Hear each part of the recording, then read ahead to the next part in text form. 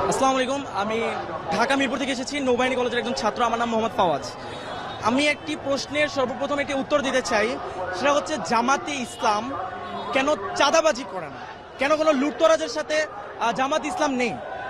মূলত আমি প্রথমে একটি কথা বলে দিতে চাই।